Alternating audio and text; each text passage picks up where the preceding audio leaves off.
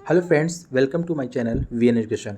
तो फ्रेंड्स, आज हम लोग प्रैक्टिस सेट नंबर 9 प्रैक्टिस करने वाले हैं। ध्यान दीजिएगा, इससे पहले हम लोगों ने 1 से लेकर 8 तक प्रैक्टिस सेट लगा रखा है। दोस्तों प्लेलिस्ट बना हुआ है, दोस्तों जाइए रिवीजन स्टार्ट कर दीजिए। ध्यान दीजिएगा कि हम लोग यहाँ पर यूथ कंपटीशन का प्रैक्टिस सेट लगा रहे हैं। इससे पहले हम लोगों ने कई सारे पब्लिकेशन का प्रैक्टिस सेट लगा रखा है, जिसमें कि आपको खान सर हो जाएगा, खान सर का, फिर ज्ञान बिंदु, क्राउन पब्लिकेशन, प्लेटफॉर्म का वॉल्यूम 1, 2, ये सब आपको बहुत सारे पब्लिकेशन का लगा हुआ है। दोस्तों जाइए रिवीजन स्टार्ट कर दीजिए। इतने सारा का आप रिवीजन कर देते हैं तो अच्छा खासा आपका तैयारी हो जाएगा। दोस्तों ध्यान दीजिएगा, 16 प्रैक्टिस सेट इसमें दिया हुआ है। दोस्तों इसमें प्रीवियस ईयर भी कुछ सेट्स इसमें ध्यान दीजिएगा, यहाँ पर ये बॉक्स में देखिएगा, यहाँ पर दिया हुआ है। तो प्रीवियस ईयर का मैं आप लोगों को लगवा दूंगा। और ध्यान दीजिएगा, अगर पीडीएफ जिन्हें भी चाहिए, पीडीएफ के लिए टेलीग्राम चैनल में ज्वाइन कर लें, लिंक डिस्क्रिप्शन बॉक्स में मिल जाएगा। तो दोस्तों चलिए चलते हैं सीधे प्रश्न को जाने से पहले एक रिक्वेस्ट है कि जो भी चैनल को विजिट करके नए आए हैं, हमारे चैनल को सब्सक्राइब कर लें और अपने दोस्तों में शेयर जरूर कर दें। देखते हैं आज का पहला प्रश्न प्रैक्टिस सेट नंबर 9 का। तो फ्रेंड्स, आज हम लोग पहला प्रश्न देखेंगे सेट नंबर 9 का। ठीक है, सेशन स्टार्ट होने जा रहा है। सेशन स्टार्ट होने से पहले एक बार सेशन को लाइक कर दें और अपने ग्रुप में शेयर कर दें।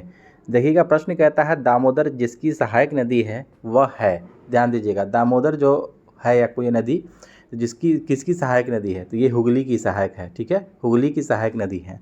साथ ही ध्यान रखिएगा, अगर दामोदर का उद्गम स्थल पूछता है, जिसे भी याद रखना है कि ये छोटा नागपुर के पठार से निकलती है। दामोदर नदी कहाँ से निकलती है?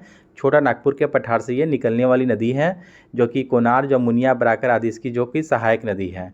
ठीक है, दामोदर नदी को बंगाल का शोक पहले कहा जाता था, इसे भी ध्यान में रखिएगा इस पॉइंट को भी। और हुगली नदी से देखिएगा रिलेटेड प्रश्न एक और निकल के आता है कि कोलकाता जो शहर है वो किस नदी के तट पर स्थित है, तो हुगली नदी के तट पर ही बसा हुआ शहर है। इसको ध्यान में रखना है। ठीक है, नेक्स्ट क्वेश्चन देखेंगे हम लोग 77 नंबर की। इनमें से कौन सा सुमेलित है? ध्यान दीजिएगा, सही सुमेलित पूछा है। इनमें से झील और अवस्थिति पूछा है कि कौन सा झील कहाँ स्थित है। लोनार मध्य प्रदेश दे रहा है, जो कि गलत है। लोनार आपको कहाँ पड़ता है? महाराष्ट्र में, याद रखिएगा, लोनार महाराष्ट्र में है। नक्की गुजरात दिया है, यह भी गलत है। नक्की आपका कहाँ पड़ेगा आपका? तो नक्की आपको राजस्थान में है। ये नक्की झील कहाँ है? राजस्थान में। कोलेरू आंध्र प्रदेश, ये वाला सही है आपका। ठीक है, ये वाला सही है, तो ऑप्शन नंबर सी यहाँ से आपका राइट आंसर हो जाएगा। पुलिकट झील आपको केरल दे रहा है, जो कि गलत है। पुलिकट आपको तमिलनाडु में पड़ता है। कहाँ? तमिलनाडु में। तो सभी पॉइंट को नोट करते चलेंगे। देखिएगा, एक प्रश्न से कई सारे प्रश्न जो है कि कवर करेंगे हम लोग। ठीक है, तो सभी को पॉइंट को नोट करते चलना है। नेक्स्ट क्वेश्चन देखेंगे हम लोग 78 नंबर के। भारत में कौन सा राज्य मैंगनीज का सर्वाधिक उत्पादन करता है? भारत का कौन सा राज्य है जो कि मैंगनीज का सबसे ज़्यादा उत्पादन करता है? 78 का देखिएगा, तो right answer option number B होगा। मैंगनीज सबसे ज़्यादा मध्य प्रदेश। ठीक है, मध्य प्रदेश हो जाएगा 33%। ठीक है, टोटल आपको ध्यान दीजिएगा कि मैंगनीज जो है कि उत्पादन राज्य में सबसे ज़्यादा आपको 33% एमपी आपको निकालता है, 33%। उसके बाद सेकेंड नंबर पर अगर चले जाइएगा तो सेकेंड नंबर पर महाराष्ट्र आता है। ये देखिएगा 33% के साथ है। और अगर महाराष्ट्र की बात की जाए तो 24% है, 24.84%। ठीक है, इसको याद रखना है सेकेंड नंबर पर।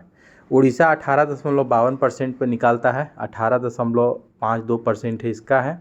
ठीक है, और कर्नाटका आपको सबसे कम निकालता है मैंगनीज, 1.48%।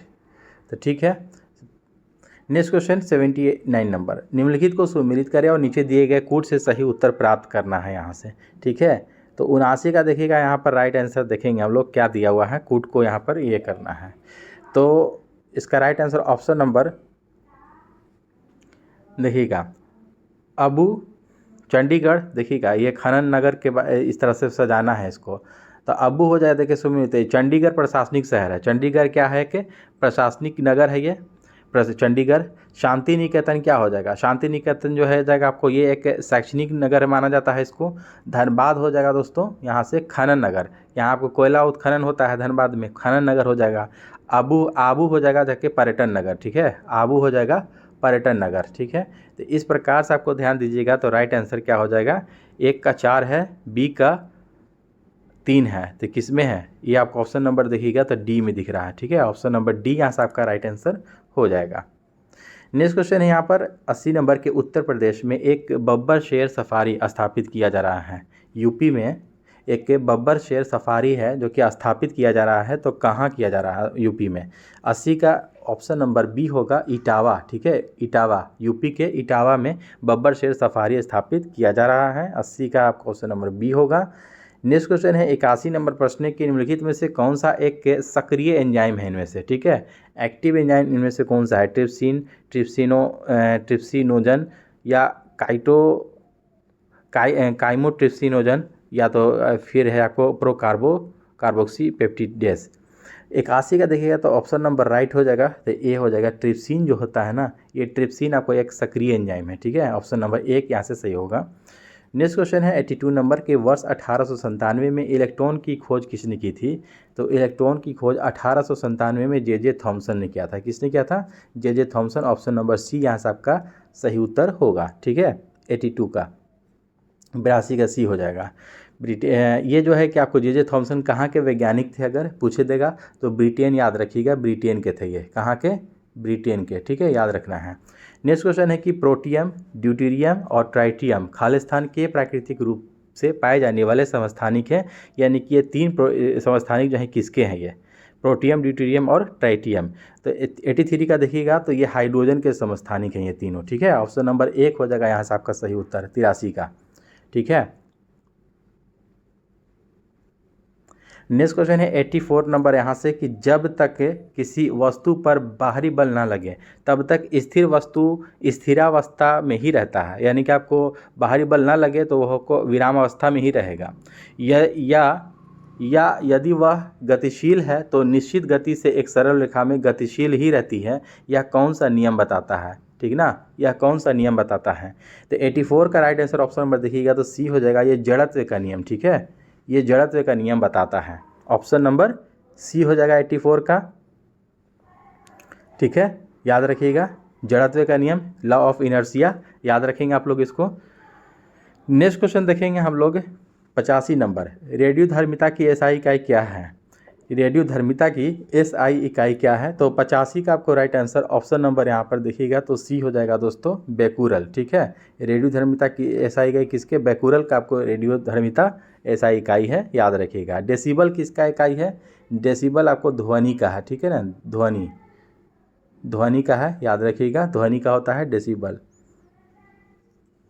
तो इसको इस प्रकार याद रखिएगा। देखिएगा दोस्तों वीडियो थोड़ा लंबी हो जाती है तो आप लोग स्पीड बढ़ा कर भी आप लोग देख सकते हैं और पूरा देखा कीजिए आप लोग वीडियो। और आप लोग से एक रिक्वेस्ट है कि लाइक ज़रूर क्या कीजिए हमको, ताकि मोटिवेशन मिलता रहे आप लोगों के लिए, ठीक है। और इसी प्रकार मैं आप लोगों की सेट लेकर आता रहूँ आप लोगों के बीच। तो और इसके साथ साथ ध्यान दीजिएगा कई सारे पब्लिकेशन का हम लोगों ने प्रैक्टिस सेट लगा रखा है, बिहार एसएससी का, ठीक है, बिहार एसएससी का हम लोग ने लगा रखा है काफ़ी सारे पब्लिकेशन का, जैसे कि खान सर का हो गया, ज्ञान बिंदु जीएस एकेडमी, रोशन सर, बिट्टू सर के द्वारा जो निकाला जाता है। और इसके बाद क्राउन पब्लिकेशन है, प्लेटफॉर्म का वॉल्यूम 1 वॉल्यूम 2 है, कई सारे पब्लिकेशन का सेट लगा हुआ है, प्लेलिस्ट बना हुआ है, जाए आप लोग रिवीजन स्टार्ट कर दे, ठीक है। नेक्स्ट क्वेश्चन देखेंगे हम लोग यहाँ पे 86 नंबर की, एक प्रक्षेप्य गति में प्राप्त की गई क्षैतिज सीमा एक के समान होती है चाहे वस्तु को थीटा और खाली स्थान पर प्रक्षेपित किया जाए। तो यहाँ पर ध्यान दीजिएगा तो 86 का आपको right answer option number D हो जाएगा, 90 अंश ऋण थीटा, ठीक है। 90 अंश ऋण थीटा यहाँ से आपका सही उत्तर हो जाएगा इसका, ठीक है। नेक्स्ट क्वेश्चन कहता है कि जब एक एस और एक पी कक्षकों को संकरित किया जाता है तब क्या होता है, ठीक ना। जब एक एस और पी कक्षकों को संकरित किया जाता है तब क्या होता है। 87 का right answer option number B होगा, हमें 180 अंशों पर 2 कक्षक प्राप्त होते हैं, हमें 180 अंशों पर 2 कक्षक प्राप्त होते हैं, यही होगा। नेक्स्ट क्वेश्चन है 88 नंबर के, भौतिकी में वह कौन सा नियम है जो यह कहता है कि समय, ताप और दाब की स्थिति में सभी गैसों के समान आयतन में अणुओं की संख्या समान होती है। तो देखिएगा 88 का ऑप्शन नंबर बी हो जाएगा, ये अवगाद्रो का नियम कहलाता है, ठीक है। अवगाद्रो का नियम आप लोगों ने पढ़ा होगा। देखिए क्या कहता है, भौतिकी में वह कौन सा नियम है जो कि यह कहता है कि समान ताप और दाब की स्थिति में सभी गैसों के समान आयतन में अणुओं की संख्या जो है कि समान होती है, ये अवगाड्रो का नियम कहलाता है। 88 का ऑप्शन नंबर बी हो जाएगा, इसको याद रखिएगा आप लोग, ठीक है। 88 का ऑप्शन नंबर बी होगा। यहाँ पर ध्यान दीजिएगा, अवोगाड्रो संख्या का देखिएगा कभी कभी मान में पूछता है तो याद रखिएगा कितना होता है, 6.023 या 22 या 23 इंटू 10⁻23, ठीक है, याद रखिएगा प्रति मोल होता है। 6.023 इंटू 10⁻23 आपको एवोगाड्रो संख्या का ये मान हो जाएगा। इसको याद रखिएगा आप लोग, ठीक है, पूछता है ये भी प्रश्न। ओम का नियम देखिएगा क्या कहता है। ओम का नियम कहता है कि ओम के नियम के अनुसार यदि ताप आदि की भौतिक अवस्थाएं नियत रखी जाए तो किसी चालक या प्रतिरोध के सिरों के बीच उत्पन्न विभवांतर उसमें प्रवाहित धारा आई के समानुपाती होता है। यानी कि ओम का नियम होता है V प्रोपोर्शनल टू आई होता है, ठीक है, आई, यानी कि V equal to I R. R जहाँ पर क्या है, रेजिस्टेंस को आपको इंडिकेट करता है, रेजिस्टेंस का, ठीक है।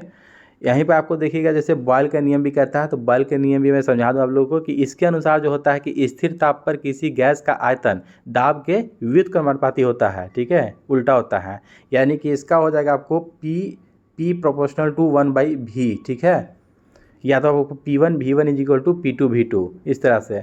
चार्ल्स का नियम भी जान लेंगे हम लोग क्या कहता है। चार्ल्स का नियम जो हो जाएगा कि इस नियम के अनुसार स्थिर दाब पर किसी गैस का आयतन भी उसके परम ताप T के सीधे समानुपाती होता है, यानी कि V प्रोपोर्शनल टू T, ठीक ना, इस तरह से होता है, या T1 इजिकल टू V2/T2, इस तरह से। तो चारों आप लोग यहाँ पर समझ गए होंगे अच्छे से। नेक्स्ट क्वेश्चन देखेंगे हम लोग 89 नंबर। निम्नलिखित में से कौन सा विषय मानव आबादी का अध्ययन उनके आकार, उनके विकास और उनकी संरचना के संबंध में करता है। तो 89 का देखिएगा राइट आंसर ऑप्शन नंबर यहाँ पर डी होगा दोस्तों, डेमोग्राफी, ठीक है। क्या कह रहा है क्वेश्चन, क्या कहता है देखिएगा, कौन सा विषय है जो कि मानव आबादी का अध्ययन करने, यानी कि मानव आबादी का अध्ययन करने किस में होता है, यानी कि जनसंख्या का अध्ययन किस में होता है, डेमोग्राफी कहलाता है, ठीक है। सभी लोग आप लोग जानते हैं इस चीज़ को। तो 90 के नंबर देखेंगे हम, क्वेश्चन नंबर कहता है 90 नंबर कि तरल पदार्थ से गैस में परिवर्तन होने की प्रक्रिया को क्या कहा जाता है। तरल पदार्थ से गैस में परिवर्तन होने की प्रोसेस को हम लोग प्रक्रिया को क्या कहते हैं। तो 90 का आपको ऑप्शन नंबर देखिएगा तो ए हो जाएगा, वाष्पीकरण कहते हैं उसको हम लोग, क्या कहते हैं, वाष्पीकरण, ठीक है। अगला प्रश्न है, निम्नलिखित में से कौन सा संयोजक उत्तक नहीं है, यानी कि संयोजक उत्तक आपको इनमें से कह रहा है कि नहीं है, इनमें से कौन सा, अस्थि, उपास्थि, रक्त या कंकाल पेशी।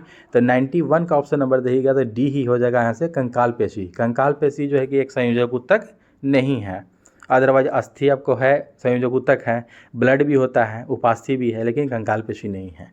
नेक्स्ट क्वेश्चन कि आवेग किसके तुल्य होता है, आवेग, ठीक है, इम्पल्स, ठीक है। तो आवेग 92 का ऑप्शन नंबर 1 हो जाएगा, संवेग में परिवर्तन की दर को आवेग कहते हैं, ठीक ना। सभी लोग आप लोग डेफिनेशन भी जानते होंगे इसका।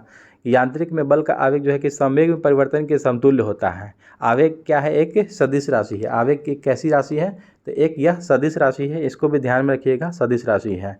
आवेग का अगर एसआई मात्रक पूछ देगा तो NS याद रखिएगा, न्यूटन सेकेंड होता है। क्या होता है, न्यूटन सेकेंड होता है आवेग का, इम्पल्स का एसआई मात्रक है। तो संवेग में परिवर्तन के तुल्य होता है आवेग। नेक्स्ट क्वेश्चन है 93 नंबर की, मेंडल को खालिस्तान के रूप में जाना जाता है। मेंडल को किसके रूप में जाना जाता है। तो 93 का देखिएगा तो ऑप्शन नंबर सी हो जाएगा, जेनेटिक्स के जनक, ठीक है, जेनेटिक्स के जनक के रूप में जाना जाता है मेंडल को। मेंडल ने जेनेटिक्स का जो खोज किया था तो किस चीज़ के पौधों का यूज़ किया था, तो याद रखिएगा मटर के पौधों पर इसने यूज़ किया था। नेक्स्ट क्वेश्चन है, किए गए कार्य की दर खालिस्तान है क्या है। तो 94 का ऑप्शन नंबर बी होगा, शक्ति। किए गए कार्य की दर को शक्ति कहते हैं हम लोग, ठीक है, याद रखेंगे आप लोग। 94 का right answer option number B हो जाएगा यहाँ पर। तो और यहाँ पर देखिएगा शक्ति का एसआई मात्रक अगर पूछ देगा तो क्या होता है, शक्ति का एसआई मात्रक वाट होता है। क्या होता है, वाट होता है शक्ति का एसआई मात्रक, वाट, या तो फिर जूल पर सेकेंड भी होता है, ठीक है, जूल प्रति सेकेंड भी होता है, याद रखिएगा। आवेग का NS अभी मैंने ऊपर बताया है, NS होता है न्यूटन सेकेंड, एसआई मात्रक। नेक्स्ट क्वेश्चन देखेंगे हम लोग 95 नंबर, निम्नलिखित में से कौन सा एक आवेशी अंग है। इनमें से कौन सा एक आवेशी अंग है। तो 95 का right answer option number B हो जाएगा, अपेंडिक्स। अपेंडिक्स एक अवशेषी अंग है, ठीक है। अगला प्रश्न कहता है यहाँ पर 96 नंबर, निम्नलिखित में से किस उपकरण का उपयोग दूध के सापेक्ष घनत्व को मापकर दूध की शुद्धता की जांच करने के लिए किया जाता है। तो 96 का ऑप्शन नंबर 1 हो जाएगा, लैक्टोमीटर, ठीक है, लैक्टोमीटर यहाँ से हो जाएगा। यानी कि दूध की शुद्धता हम लोग जो मापते हैं हम लोग, तो लैक्टोमीटर से मापते हैं, ठीक है। और अगर पूछ देगा कि दूध में जो फैट जो होता है, वसा, उसको मापने के लिए किस चीज़ का उपयोग किया जाता है, तो प्यूटारोमीटर, याद रखिएगा नाम, प्यूटारोमीटर होता है। नेक्स्ट क्वेश्चन है 97 नंबर के, अरजुकी के संदर्भ में निम्नलिखित में से क्या सत्य है। अरजुकी के संदर्भ में कह रहा है कि क्या सत्य है यानी कि सही की पहचान करना है इसमें। 97 का ऑप्शन नंबर बी होगा यहाँ से कि कुलोम छिद्र अनुपस्थित होते हैं। इसमें कुलोम छिद्र अनुपस्थित होते हैं यानी कि एब्सेंट होते हैं, ये सत्य है इनमें से। नेक्स्ट क्वेश्चन है ध्वनि तरंगों से कौन सा शब्द जुड़ा हुआ नहीं है। ध्वनि तरंगों से कौन सा शब्द जुड़ा हुआ नहीं है, तो 98 का right answer option number C होगा दोस्तों, कैंडला। ठीक है, कैंडला यहाँ से सही उत्तर होगा। यानी कि ध्वनि तरंगों से कौन सा शब्द जुड़ा हुआ नहीं है, तो कैंडेला। ज्योति तीव्रता का मात्रक होता है ये, किसका, ज्योति तीव्रता का मात्रक होता है कैंडेला, याद रखिएगा। तो ध्वनि तरंगों से अगर पूछा जाए तो हर्ट्ज आपको जुड़ा हुआ है, डेसिबल भी होता है, ध्वनि का मात्रक होता है ये, और माइक संख्या जो होता है ये भी जुड़ा हुआ है, लेकिन कैंडला अलग चीज़ है। ठीक है, याद रखेंगे। नेक्स्ट क्वेश्चन है 99 नंबर के कॉपर स्मिथ बारबेट क्या है, ठीक ना। तो 99 का आपको right answer option number B हो जाएगा, ये एक पक्षी है। कॉपर स्मिथ बारबेट क्या है कि पक्षी है। अगला प्रश्न कहता है कि किस पादप ऊतक के भाग में गैसों का आदान प्रदान होता है। ध्यान दीजिएगा, कहता है कि किस पादप ऊतक में के भाग में गैसों का जो है कि आदान प्रदान होता है, ठीक ना। तो यहाँ राइट आंसर ऑप्शन नंबर 100 का भी होगा, रंध्र। रंध्र किसको कहते हैं, जो एक पत्ता होता है ना, ये एक जो पत्ता होता है, ये एक पत्ता जो होता है, तो पत्ता में आप लोगों ने छोटा छोटा छिद्र देखा होगा, उसी को हम लोग रंध्र कहते हैं, ठीक ना।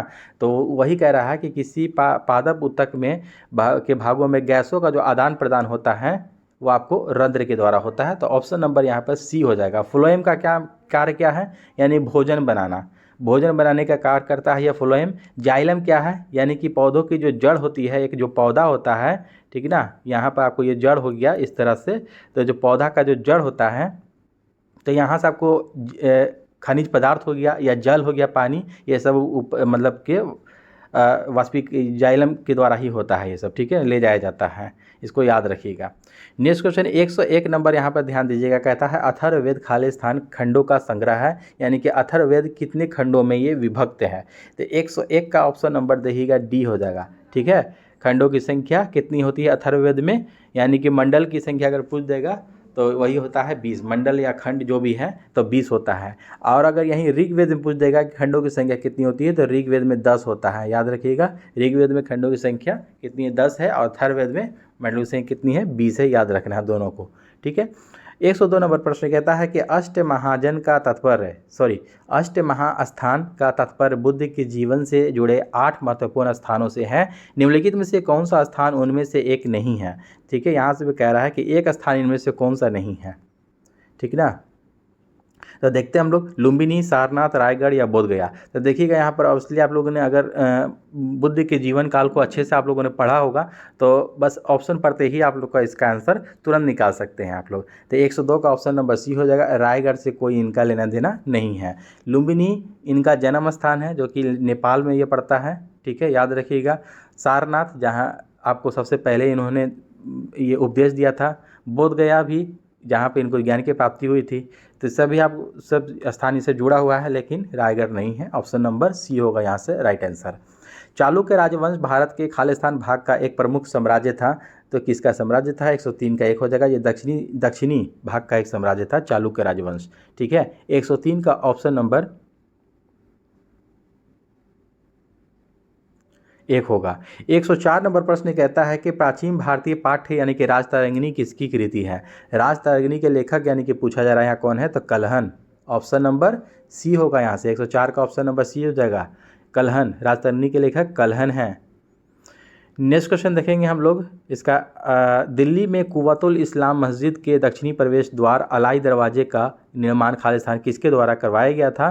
तो 105 का सी हो जाएगा, अलाउद्दीन खिलजी के द्वारा। ठीक है, अलाउद्दीन खिलजी ने अलाई दरवाजे का निर्माण करवाया था। जहाँ पर आप लोग जाइएगा कुव्वतुल इस्लाम मस्जिद, यहाँ पर कहाँ पर है ये, कुतुब मीनार आप लोग गए होंगे, वहाँ पर देखिएगा, वहाँ पर वहीं जाइएगा कुतुब मीनार में ही, वहाँ पर एक कुव्वतुल इस्लाम मस्जिद है जो कि दक्षिणी प्रवेश द्वार का अलाई दरवाज़ा कहा जाता है। इसको अलाउद्दीन खिलजी ने बनवाया था, इसको ध्यान में रखिएगा। ठीक है, वहाँ पर एक लौह स्तंभ भी है जिसको चंद्रगुप्त द्वितीय ने बनवाया था। ठीक है, लौह स्तंभ भी है जो कि एक जंगरोधी लोहा से बना हुआ है, जिसको किसने बनवाया था, चंद्रगुप्त द्वितीय ने। इसका भी नाम याद रखना है।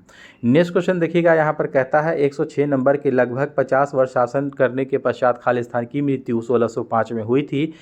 उसे आगरा से बाहर सिकंदरा में दफनाया गया था। तो ये मुगल वंश का यह शासक था 106 का देखिएगा तो राइट आंसर ऑप्शन नंबर 1 हो जाएगा अकबर। ठीक है, 1605 में इसकी मृत्यु हो गई थी, 50 वर्ष लगभग शासन करने के बाद, और आगरा से बाहर इसको सिकंदरा में बनाया गया था। ठीक है, अकबर। नेक्स्ट क्वेश्चन 107 है कि उस समय ब्रिटिश भारत का तत्कालीन गवर्नर जनरल कौन था जब सती प्रथा अवैध और दंडनीय घोषित की गई थी। 107 का राइट आंसर ऑप्शन नंबर यहाँ पर देखिएगा तो सी हो जाएगा, लॉर्ड विलियम बेंटिक के। ठीक है, यानी कि सती प्रथा का जो अवैध और दंडनीय घोषित किया गया था, यानी कि जो समाप्त किया गया था, तो लॉर्ड विलियम बेंटिक के समय में कब, ईस्वी भी याद रखिएगा 1829 ईस्वी में। ठीक है, किसकी सहायता से अगर पूछ देगा, ये भी प्रश्न पूछा जाता है, तो राजा राम मोहन राय नाम याद रखेंगे। लॉर्ड विलियम बेंटिक ने राजा राम मोहन राय की सहायता से 1829 ईस्वी में सती प्रथा को समाप्त किया था, और वहीं 1830 ईस्वी में ठगी प्रथा को समाप्त किया था लॉर्ड विलियम बेंटिक ने ही, कर्नल सिलीमेन की सहायता से, याद रखेंगे। ठीक है, नेक्स्ट क्वेश्चन आपको 108 नंबर के खिलाफत आंदोलन का संबंध किससे था। खिलाफत आंदोलन का संबंध किससे था यहाँ कह रहा है, तो 108 का देखिएगा राइट आंसर ऑप्शन नंबर हो जाएगा दोस्तों 1 हो जाएगा, तुर्की। खिलाफत आंदोलन तुर्की कैसे संबंधित था। ठीक है, नेक्स्ट क्वेश्चन है यहाँ पर, नेक्स्ट क्वेश्चन है 109 नंबर के एचिसन कमीशन 1886 को खालिस्तान में सुधारों की सिफारिशें करने के लिए नियुक्त किया गया था, तो 109 का ऑप्शन नंबर बी हो जाएगा, भारतीय नागरिक सेवाएं। ठीक है, भारतीय नागरिक सेवाएं यहाँ से आपका सही उत्तर होगा। नेक्स्ट क्वेश्चन है आपका कि निम्नलिखित में से कौन सा राज्य नेपाल के साथ अपनी सीमा साझा नहीं करता है। देखिएगा, नेपाल के साथ जो है कि सीमा साझा नहीं करता है कौन सा भारतीय राज्य। 110 का आपको right answer option number B हो जाएगा, असम यहाँ से आपको साझा नहीं करता है नेपाल से। किस कौन सा राज्य देश से, नेपाल देश से। बिहार करता है आपका, उत्तर प्रदेश भी करता है, पश्चिम बंगाल भी सटता है। ठीक है, लेकिन असम नहीं। नेक्स्ट क्वेश्चन है आपका कि पर्यटक स्थल अरकू घाटी दक्षिण भारत के निम्नलिखित में से किस शहर के निकट स्थित है।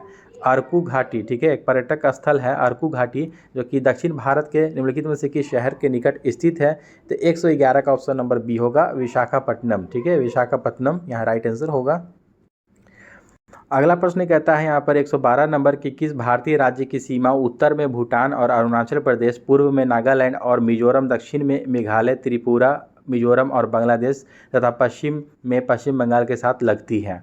ठीक है, ध्यान दीजिएगा 112 का ऑप्शन नंबर सी हो जाएगा, असम। ठीक है ना, क्या कहता है कौन सा भारतीय राज्य की सीमा उत्तर में आपको भूटान और अरुणाचल प्रदेश उत्तर साइड से। ठीक है, पूरब में हो जाएगा नागालैंड और मिजोरम, और दक्षिण में मेघालय, त्रिपुरा और मिजोरम और बांग्लादेश और तथा पश्चिम में हो जाएगा आपको पश्चिम बंगाल के साथ लगती है, तो ये असम स्टेट है। ठीक है, याद रखिएगा। नेक्स्ट क्वेश्चन 113 नंबर निम्नलिखित में से कौन सी नदी कश्मीर के दक्षिण पूर्वी भाग में वेरीनाग में एक झरने से निकलती है। वेरीनाग यानी कि वेरीनाग के में आपको एक है, तो कौन सी नदी निकलती है यहाँ से वेरीनाग से। 113 का ऑप्शन नंबर बी होगा, झेलम नदी। ठीक है, झेलम नदी यहाँ से आपका सही उत्तर होगा। नेक्स्ट क्वेश्चन है 114 नंबर यहाँ से कि के नदी मध्य भारत के बुंदेलखंड क्षेत्र की प्रमुख नदियों में से एक है जो दो राज्यों मध्य प्रदेश और खालिस्तान से होकर बहती है। कौन सी नदी। के नदी मध्य भारत के बुंदेलखंड क्षेत्र की प्रमुख नदियों में से एक है जो कि दो राज्य मध्य प्रदेश और कौन सा स्टेट से होकर बहती है। के नदी 114 का ऑप्शन नंबर डी हो जाएगा, उत्तर प्रदेश, मध्य प्रदेश, एमपी और यूपी से होकर के बहती है के नदी, याद रखिएगा। काली मिट्टी और किस नाम से जानी जाती है। काली मिट्टी और किस नाम से जानी जाती है, तो रेगुर मिट्टी के नाम से जानी जाती है काली मिट्टी। ठीक ना, और देखिएगा पुरानी खादर मिट्टी को बांगर के नाम से जाना जाता है, और नई खादर मिट्टी को ये पुरानी जलोढ़ मिट्टी को, सॉरी माफ़ कीजिएगा, पुरानी जलोढ़ मिट्टी जो होती है उसको हम लोग बांगर के मिट्टी के नाम से जानते हैं, और नई जलोढ़ मिट्टी को खादर के नाम से जानते हैं। इसको याद रखिएगा, ये भी दोनों क्वेश्चन पूछता है। यहाँ काली मिट्टी रेगुर मिट्टी के नाम से जानी जाती है। नेक्स्ट क्वेश्चन है आपका कि बायोपा किस प्रदेश की जनजातिया की एक पारंपरिक पगड़ी यानी कि हेड गियर है। तो देखिएगा यहाँ पर राइट आंसर ऑप्शन नंबर 116 का प्रश्न का बी हो जाएगा, अरुणाचल प्रदेश। ठीक है, बायोपा जो है कि कह रहा है कि किस प्रदेश की जनजातियाँ की एक पारंपरिक पगड़ी है यानी कि हेड गियर, तो अरुणाचल प्रदेश की है। ठीक है, नॉर्थ ईस्ट का ये एक स्टेट है अरुणाचल प्रदेश। निम्नलिखित में से किस देश में न्यायिक समीक्षा प्रणाली का उद्भव हुआ था। तो 117 का आपको राइट आंसर ऑप्शन नंबर यहाँ पर सी होगा, यूएसए। ठीक है, यूएसए, अमेरिका। यानी कि निम्नलिखित में से किस देश में न्यायिक समीक्षा प्रणाली का उद्भव हुआ था? तो यहाँ पर यूएसए हो जाएगा, अमेरिका से। नेक्स्ट क्वेश्चन, निम्नलिखित में से कौन सा अनुच्छेद भारत के संविधान में राष्ट्रपति द्वारा शपथ या अभिपुष्टि से संबंधित है? तो क्या कह रहा है, राष्ट्रपति द्वारा शपथ या अभिपुष्टि से संबंधित है कौन सा आर्टिकल? 118 का डी हो जाएगा, अनुच्छेद 60 यहाँ से आपको उत्तर सही होगा। ठीक है, अनुच्छेद 60 हो जाएगा। 119 है कि भारतीय संविधान का अनुच्छेद 24 जो है कारखाना आदि में बच्चों के रोजगार पर निषेध, ठीक है, बच्चों के रोजगार पर निषेध किससे संबंधित है? अनुच्छेद 24 कह रहा है। 119 का ऑप्शन नंबर 1 होगा, भारतीय नागरिक के मौलिक अधिकार से ये संबंधित, यानी कि भारतीय नागरिक को ये मौलिक अधिकार दिया गया है अनुच्छेद 24 के अंतर्गत कि कारखानों आदि में बच्चों को रोजगार पर निषेध किया गया है, यानी कि वहाँ पर कोई भी जो छोटे बच्चे हैं वहाँ पर कारखाना में काम नहीं कर सकते हैं। ठीक है, अनुच्छेद 24 के। ठीक है, ये बलात्श्रम, देखिएगा बलात्श्रम एक आता है, बलात्श्रम अगर पूछ देगा बलात्श्रम तो अनुच्छेद ये 23 के अंतर्गत आता है। और ये हो जाता है अनुच्छेद 24 वाला, ये बाल श्रम, यानी कि बच्चे से मतलब मेहनत नहीं, काम नहीं करवाना है कारखाने में। ठीक है, ऑप्शन नंबर 1 होगा यहाँ से सही उत्तर।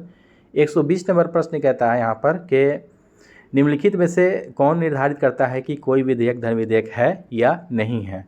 120 का ऑप्शन नंबर सी हो जाएगा यहाँ से, लोकसभा अध्यक्ष। ठीक है, लोकसभा अध्यक्ष जो है कि आपको निर्धारित करता है, ठीक है, डिसीजन लेता है कि कोई धन विधेयक है या नहीं है, लोकसभा अध्यक्ष है। नेक्स्ट क्वेश्चन, राज्यपाल का कार्यकाल कितने वर्ष का होता है? तो राज्यपाल का जो कार्यकाल है ये आपको 5 वर्ष का होता है। कितना? 5 साल का होता है। ऑप्शन नंबर बी हो जाएगा। ठीक है, नेक्स्ट क्वेश्चन है 122 नंबर के, उस प्रथम महिला का नाम बताइए जो भारत के किसी राज्य के उच्च न्यायालय के मुख्य न्यायाधीश बनी थी। तो कौन थी वो? 122 का आपको राइट आंसर ऑप्शन नंबर यहाँ पर देखिएगा तो लीला सेठ हो जाएगा। ये हिमाचल प्रदेश से बनी थी, एचपी याद रखिएगा, हिमाचल प्रदेश से लीला सेठ जो है कि पहली मुख्य न्यायाधीश बनी थी किसी स्टेट से। नेक्स्ट क्वेश्चन, निम्नलिखित में से कौन सा काम निर्वाचन आयोग का नहीं है? निर्वाचन आयोग का नहीं है इसमें काम, तो 123 का डी हो जाएगा, जो कि चुनाव के लिए उम्मीदवारों का चयन करना, या क्योंकि आपको इलेक्शन कमिश्नर का यह काम है। ठीक है, इलेक्शन कमीशन का काम होता है चुनाव आयोग के लिए उम्मीदवारों का चुनाव करना। तो यहाँ पर कह रहा है नहीं कह रहा है कि चुनाव के लिए उम्मीदवारों का चयन करना।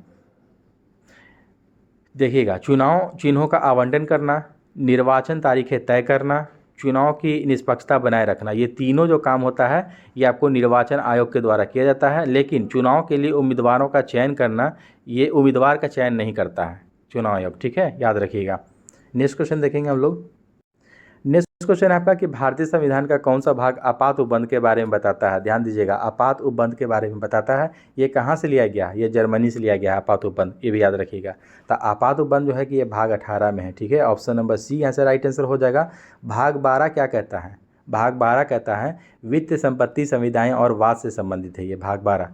भाग 15 निर्वाचन से संबंधित है, याद ही होगा आप लोगों को, भाग 15 निर्वाचन से है। और भाग 9 में पंचायतें हैं, इसे भी ध्यान में रखना है। ठीक है, नेक्स्ट क्वेश्चन कहता है 125 नंबर के, भारतीय संविधान के निम्नलिखित में से किस संशोधन ने घोषित किया कि संसद के पास अनुच्छेद 368 के तहत किसी भी मौलिक अधिकार को कम करने या हटाने की शक्ति है, और ऐसा अधिनियम अनुच्छेद 13 के तहत कानून नहीं होगा? तो देखिएगा, ये जो कहा गया 125 का ऑप्शन नंबर सी हो जाएगा, 24वें संशोधन में। ठीक है, 24वां संविधान संशोधन, याद रखिएगा। एक नेक्स्ट क्वेश्चन है आपका, कोकनी खालिस्तान की शासकीय भाषा है कहाँ की? तो कोकनी जो है कि ये हो जाएगा आपको, देखिएगा कोकनी गोवा में चलता है, ऑप्शन नंबर डी हो जाएगा, गोवा में कोकनी चलता है। वहीं ध्यान दीजिएगा, अगर आंध्र प्रदेश की अगर शासकीय भाषा पूछ देगा तो आंध्र प्रदेश का तेलुगु याद रखिएगा। ठीक है, तेलुगु। ठीक है, तेलुगु याद रखना है आंध्र प्रदेश का। अरुणाचल प्रदेश का क्या है शासकीय भाषा? अरुणाचल प्रदेश में अंग्रेजी चलता है, इंग्लिश याद रखिएगा। ठीक है, इंग्लिश चलता है। और पश्चिम बंगाल का अगर पूछ देगा तो पश्चिम बंगाल में बंगाली और अंग्रेजी दोनों चलता है, याद रखेंगे। नेक्स्ट क्वेश्चन है आपका 127 नंबर की, मूल्यह्रास किसके मूल्य की हानि है? मूल्यह्रास 127 का राइट आंसर ऑप्शन नंबर यहाँ पर देखिएगा तो बी होगा दोस्तों, यहाँ से मशीनरी यानी कि यंत्र समूह। मूल्यह्रास किसके मूल्य की हानि है? मशीनरी की, यंत्र समूह। बिहार के किस पर्यटन केंद्र पर गर्म जल के अनेक स्रोत हैं? कौन सा पर्यटन केंद्र है जहाँ पर गर्म जल के अनेक स्रोत हैं? देव, बिहार शरीफ, राजगीर या पावापुरी। 128 का देखिएगा तो सी हो जाएगा राजगीर, यहाँ से सही उत्तर हो जाएगा। ठीक है, राजगीर। नेक्स्ट क्वेश्चन 129 नंबर कि बिहार के निम्नलिखित जिलों में से कौन सा जिला नेपाल के साथ सीमा साझा नहीं करता है? ठीक है, बिहार का कौन सा जिला? तो 129 का देखिएगा तो देखिएगा मधुबनी, किशनगंज, पूर्णिया या सीतामढ़ी। तो पूर्णिया यहाँ से आपको नहीं करता है। ठीक है, ऑप्शन नंबर डी यहाँ से आपका सही उत्तर हो जाएगा, जो कि नेपाल से सीमा साझा नहीं करता है, पूर्णिया। ठीक है, अदरवाइज मधुबनी, किशनगंज, सीतामढ़ी करता है। नेक्स्ट क्वेश्चन है कि आज़ाद दस्ता बिहार में किस आंदोलन के दौरान सक्रिय रहा? आज़ाद दस्ता बिहार के किस आंदोलन के दौरान में सक्रिय रहा, यानी कि एक्टिव रहा था? तो 130 का ऑप्शन नंबर यहाँ पे देखेंगे हम लोग क्या होगा। 130 का डी होगा दोस्तों, यहाँ से भारत छोड़ो आंदोलन। ठीक है, डी होगा, यानी कि भारत छोड़ो आंदोलन का भी इसके बारे में कुछ मैं बता देता हूँ आप लोगों को। तो ये कब आपको हुआ था? तो 8/8/42 याद रखिएगा, छोटा डेट के साथ इसको पूछा जाता है क्वेश्चन। 8/8/42 यानी कि 8 अगस्त 1942 को भारत छोड़ो आंदोलन शुरू हुआ था। तो यानी कि आज़ाद दस्ता बिहार में किस आंदोलन के दौरान सक्रिय रहा? भारत छोड़ो आंदोलन के दौरान ही एक्टिव रहा था आज़ाद दस्ता आंदोलन। ठीक है, 130 का ऑप्शन नंबर डी हो जाएगा, यहाँ से इसको याद रखेंगे आप लोग। नेक्स्ट क्वेश्चन है चंपारण सत्याग्रह देखिए कब हुआ था? 1917 में किए थे गांधी जी ने चंपारण जा करके। ठीक है, असहयोग आंदोलन अगस्त 1920 याद रखिएगा, और सविनय अवज्ञा आंदोलन 1930 में। दांडी जो मार्च जो किए थे गांधी जी, तो उसी के दौरान ये आपको सविनय अवज्ञा आंदोलन के दौरान याद हुआ था, ये स्टार्ट हुआ था। ये कब हुआ था? छोटा डी के साथ ये इसका 6 अप्रैल 1930 को, 6 अप्रैल 1930 सविनय अवज्ञा आंदोलन।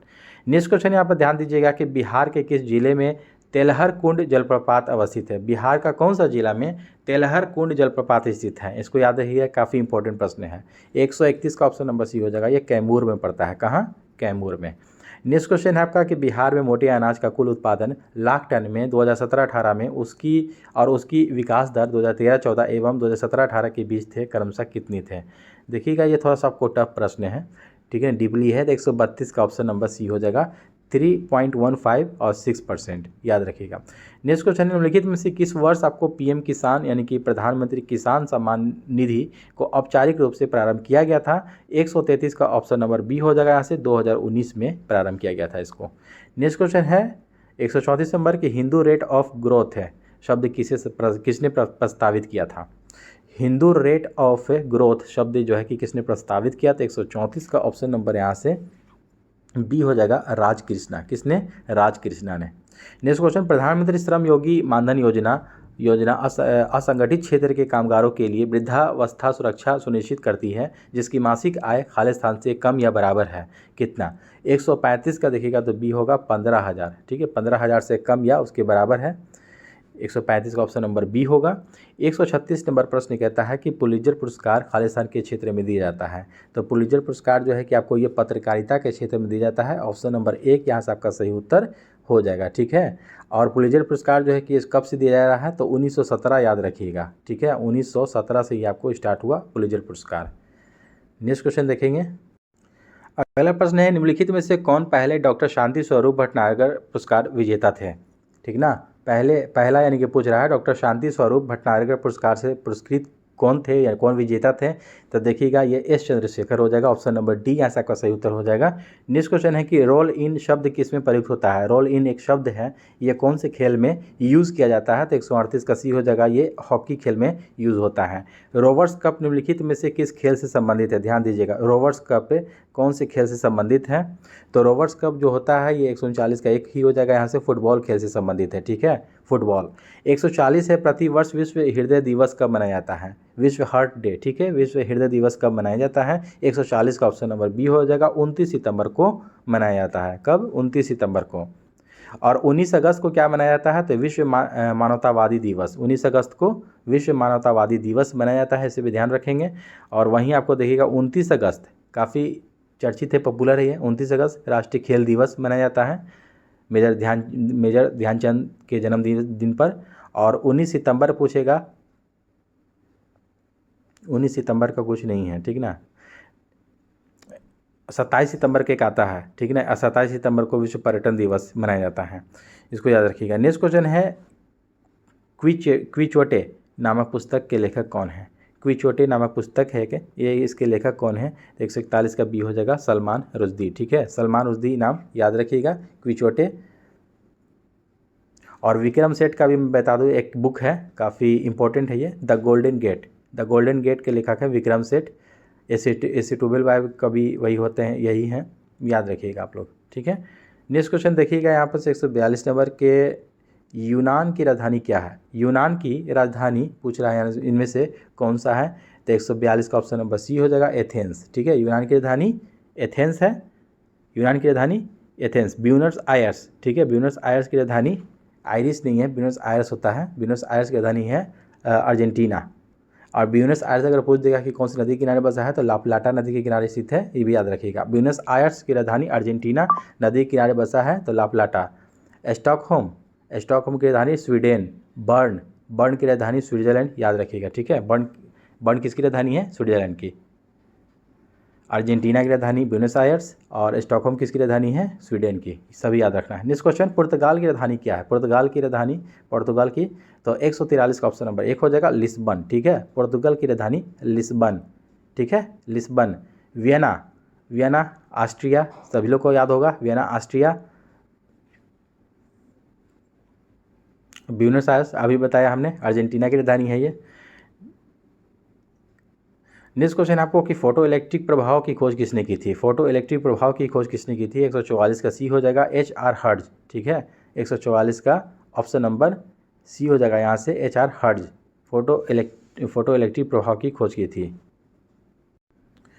नेक्स्ट क्वेश्चन है 145 नंबर, कहता है यहाँ से कि तड़ित चालक का आविष्कार किसने किया था? तो तड़ित चालक का आविष्कार जो है कि बेंजामिन फ्रैंकलिन ने किया था। 145 का ऑप्शन नंबर सी हो जाएगा यहाँ से। ठीक है, नेक्स्ट क्वेश्चन, फरवरी 2023 में फाइनेंशियल एक्शन टास्क फोर्स यानी कि FATF ने किस देश की सदस्यता निलंबित कर दी है? तो 146 का ऑप्शन नंबर बी हो जाएगा, रूस, यहाँ से सही उत्तर होगा। नेक्स्ट क्वेश्चन 147 नंबर के, किस शहर में किसी कृषि विज्ञान विश्वविद्यालय यानी कि US अपनी तरह का प्रथम कृषि विज्ञान संग्रहालय खोलेगा? तो 147 का ऑप्शन नंबर सी हो जाएगा, बेंगलुरु। ठीक है, बेंगलुरु में। अंतर्राष्ट्रीय कंपनी फॉक्सकॉन, अंतर्राष्ट्रीय कंपनी है फॉक्सकॉन ने भारत के किस राज्य में प्लांट स्थापित करने हेतु 1600 करोड़ रुपये के सौदे पर हस्ताक्षर किया है? 148 का right answer option number D होगा यहाँ से, तमिलनाडु में। कहाँ? तमिलनाडु। 149 नंबर क्वेश्चन देखेगा कि हाल ही में बिहार के ग्रामीण विकास मंत्री ने राज्य में कितने ग्रामीण बाजार खोलने की घोषणा की है? तो 149 का राइट आंसर ऑप्शन नंबर 1 हो जाएगा यहाँ से, 16। ठीक है, कितना? 16 आपको खोलेगा, ग्रामीण बाजार खोलने की 16। नेक्स्ट क्वेश्चन है आपका, कहाँ याद रखिएगा इसको, बिहार में, बिहार के ग्रामीण विकास मंत्री ने राज्य में 16 ग्रामीण रोजगार बाजार खोलने की घोषणा क्या है? याद रखेंगे इसको, काफ़ी इंपॉर्टेंट हो जाएगा, इसको VBI लगा लीजिएगा। ठीक है, नेक्स्ट क्वेश्चन है और अंतिम प्रश्न है आपको, किस राज्य ने हाल ही में अमृत वृक्ष आंदोलन ऐप लॉन्च किया है? तो 150 का ऑप्शन नंबर 1 हो जाएगा, असम। ठीक है, अमृत वृक्ष आंदोलन एक ऐप है, ये लॉन्च किया है, तो किसने? असम ने ये इसको लॉन्च किया है। ठीक है, कब लॉन्च किया है? 17 सितंबर 2023 को ही एक दिन में ये लॉन्च किया है, इसको याद रखना है आप लोगों को।